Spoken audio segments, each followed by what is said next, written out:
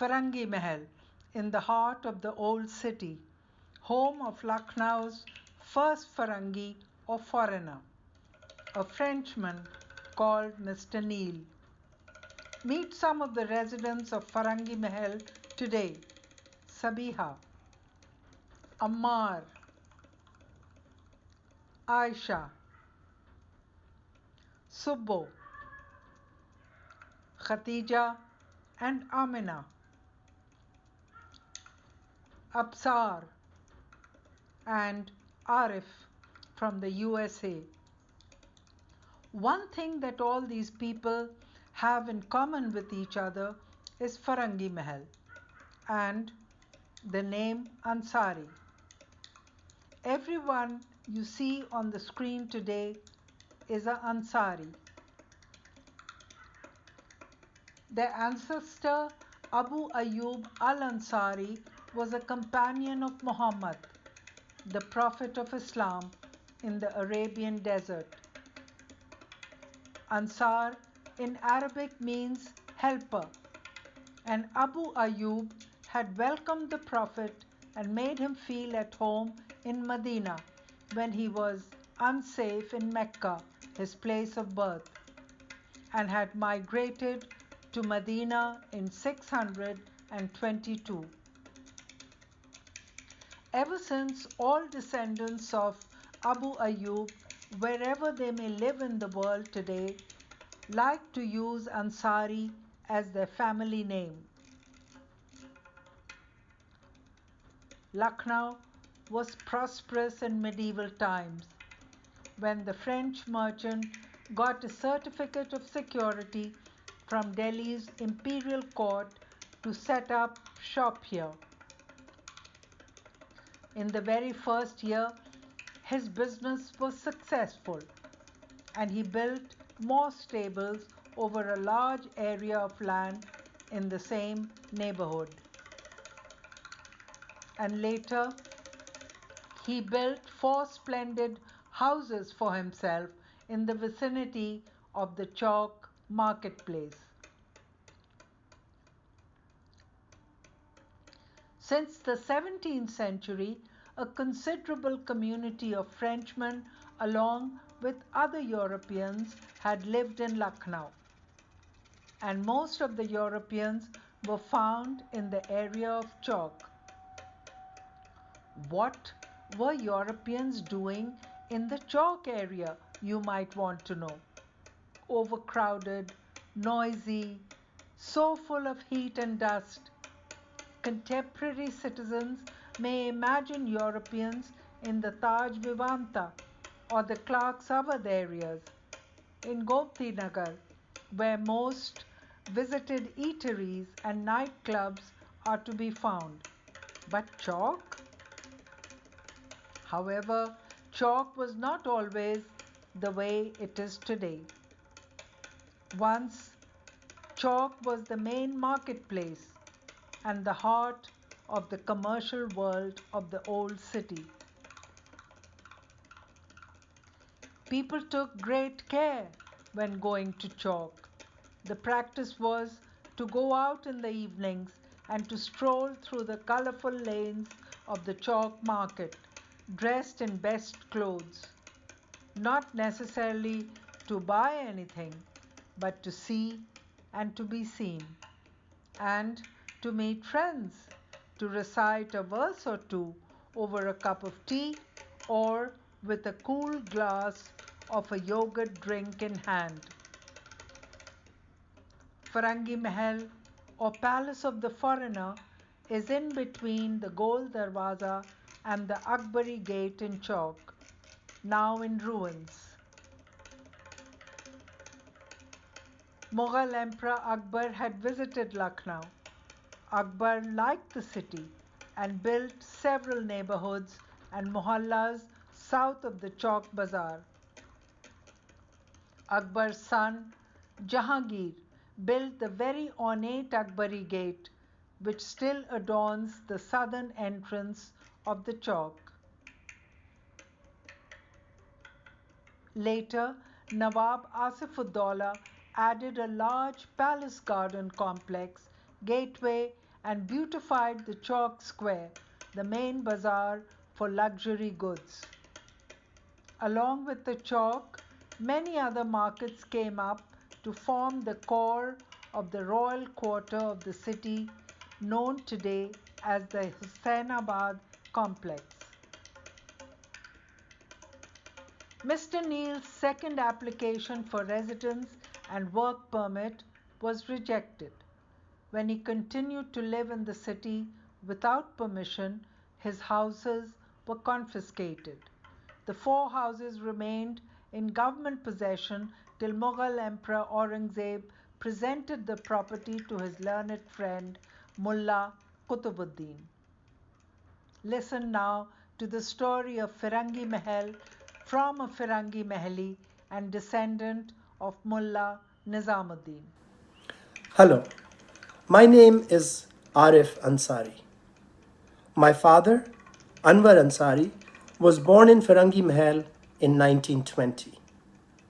Although he left home at the age of 17 to enter Aligarh Muslim University as a freshman undergraduate and spent the rest of his life there, Firangi Mahal was always his home and our ancestral home.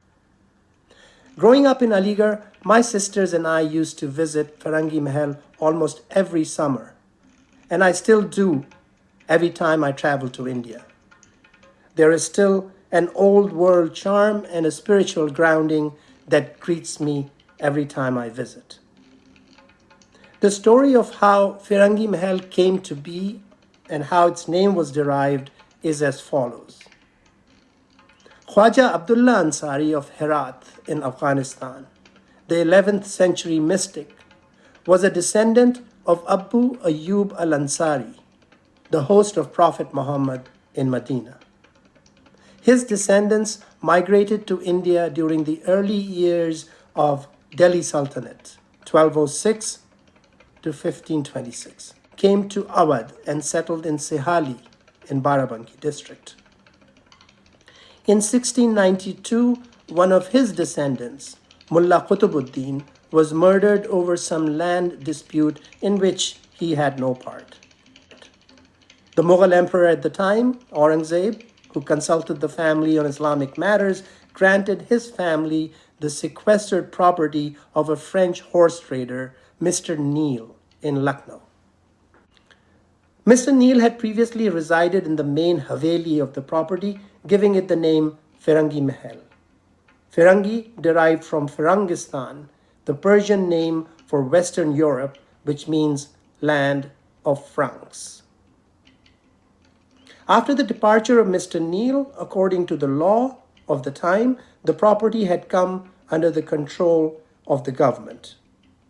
The family of Mullah Qutubuddin occupied the property in 1695, and over the years, the sizable property, which was a collection of the Haveli and smaller buildings, came to be known as Firangi Mahal, and this was the name by which the family became known.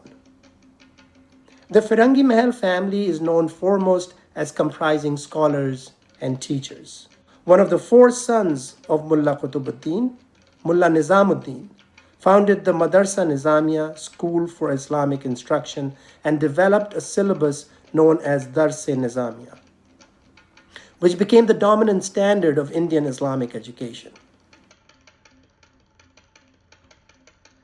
Firangi Mahal is situated between Victoria Street and Chowk. The area around Firangi Mahal, as it was in the 1930s and 1940s, is best described in Ghaus Ansari's memoir, Transience of Life. Writes Ansari, adjacent to our neighborhood of Firangi Mahal was a lane known as the Parchewali Gully, with Victoria Street on one end and the side of the Chowk at the other. On reaching the Chowk Plaza and crossing this lane, on the right side, all the way to the Gol Darwaza, were stores selling gold and silver filigreed fabrics for trims and hems, jewelry shops and goldsmiths, and various hawkers and stalls. In the middle of the lane was a big hospital, and on the other side, at the courtyard of the well, the drawing room of Mir Hassan Jarrah. Away from the lane, if one walked to the left side, were sweetmeat vendors, a doctor's small clinic, and inside it, a basic English pharmacy. Further ahead were chewing tobacco factory shops, Ghulam Nabi's tea and sweet noodle shop, Haji Ishaq's large optical store, a shoe market, Asghar Ali, Muhammad Ali's famous perfume factory, and at the end, right up to Akbari Gate, various food shops and restaurants. Much has changed in and around FarangiMahal, but some of it remains the same.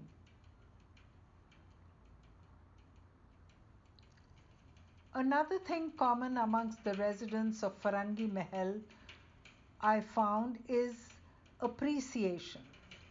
Great appreciation today for the close-knit community life they enjoy. This history is a part of me since I've grown up here, and it's a part of my family history to some extent. But after all, these aren't my achievements. I was just, I won the genetic lottery in some sense, so I don't really bring it up. At best, it's occasional good mealtime conversation. It's always been like that. We know that we are never alone here. We have all of us here. We have a family member, and at any time of the night, any time of the day, if God forbid something happens, we know that we can call them, we can talk to them. They are here for us, and we are here for I was born in this house, born in FarangiMahal, and have lived over here ever since. Uh, uh, my entire family has a deep impact on me, and I was introduced to our background by my brother. We are just 2.5 years apart. He's 2.5 years elder to me, but he has been the most caring, knowledgeable person that I have ever met. And he has told me umpteen stories about Mullah Nizamuddin Sahab, Maulana Behlul Uloom, Mullah Behlul Uloom Sahab. And that has molded me into the person that I am today. I really value the tradition and the culture, and I feel very safe living over here. I feel this is the safest place on earth for us because we belong to this place. And I can never think of detaching myself from the value which it has which I have imbibed from this family. But over here, everybody is so connected to each other that we value our relationship. So it's like a huge family. FarangiMahal is basically a huge family, and everybody cares for each other, and it's just really great. Being a Farangi Mahali today, it is a normal thing. It is like, it might have been something in the past, but now it is a normal thing because people just know the name. There is nothing significant about being a Farangi Mahali. There are things which are positives, there are things which are negatives as well. Hello, I am Shiva, and I live in the neighborhood of FarangiMahal, and FarangiMahal definitely is a very important address on this Victoria Street. To come to think of it, I got married 28 years ago, and after many years, I realized that it has some Firangi connection, which, as I am now told, that it had a French connection. Not all residents may be aware today of the French connection to FarangiMahal, but they are curious to know more. For centuries, the capital of the Mughal province of Awadh, now Uttar Pradesh, was home to a sophisticated cosmopolitan culture, a hybrid, welcoming, and high Indo-Muslim civilization that was the envy of the world in the city of gold and silver, a civilization struggling today to keep itself alive.